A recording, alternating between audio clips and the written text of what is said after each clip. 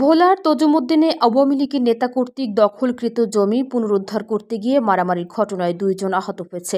গতকাল বিকালে উপজেলার শম্ভুপুর ইউনিয়নের গোলকপুর গ্রামের আখতারুজ্জামান হাওলাদার বাড়িতে এই সংঘর্ষের ঘটনা ঘটে। অভিযোগ সূত্রে জানা গেছে, শম্ভুপুর 3 নং ওয়ার্ডের বিএনপি নেতা হান্নান হাওলাদারের অধীনে গোলকপুর গ্রামের ইরি বোরো ধানের একটি স্কিম ছিল। 2010 সালে শম্ভুপুর ইউনিয়ন আওয়ামী লীগ সাংগঠনিক সম্পাদক হাবিবুল্লাহ পাটোয়ারি তাহা জোরপূর্বক দখল করে নেন। ক্ষমতার পট পরিবর্তনের পর হান্নান হাওলাদার স্কিমের দখল ছেড়ে দেওয়ার জন্য হাবিবুল্লাহ পাটোয়ারিকে অনুরোধ করেন, কিন্তু তিনি স্কিম না ছেড়ে দিয়ে কাজ শুরু করেন। এ সময় হান্নান হাওলাদারের ভাই উপজেলা কৃষক দলের যুগ্ম সম্পাদক জুলফিকার আলী বাধা দিয়ে কাজ বন্ধ করে দেয়। এরপর হাবিবুল্লাহ পাটোয়ারি বাড়িতে গিয়ে তার ছেলে দেবীপুর সিনিয়র ফাজিল মাদ্রাসার ছাত্রলীগ সভাপতি মোহাম্মদ রবিন সহ লোকজন ডেকে এনে দেশীয় অস্ত্র নিয়ে অতর্কিত হামলা করলে পুরো এলাকায় আতঙ্ক ছড়িয়ে পড়ে।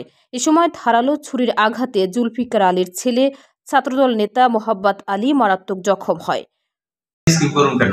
তখন ওর ছেলে রবিন, এই হাবিবুল্লাহ এবং রবিন তার ছেলে এবং বাতিজা সহকারী আমাদের গায়ের দিকে ঝাঁপায় আছে, বগি টগি লিয়া, অস্ত্র টস্ত্র লিয়া, রড টড লিয়া। তারপর আমার ছেলে এবং আমাকে সেখানে আহত। তজুমুদ্দিন থানার ডিউটি অফিসার জানিয়েছেন, এই ঘটনায় জুলফিকার আলী বাদী হয়ে থানায় লিখিত অভিযোগ দিয়েছেন। এসআই আবু বক্কর সিদ্দিককে তদন্তের দায়িত্ব দেওয়া হয়েছে। তদন্ত শেষে আইনি ব্যবস্থা নেওয়া হবে।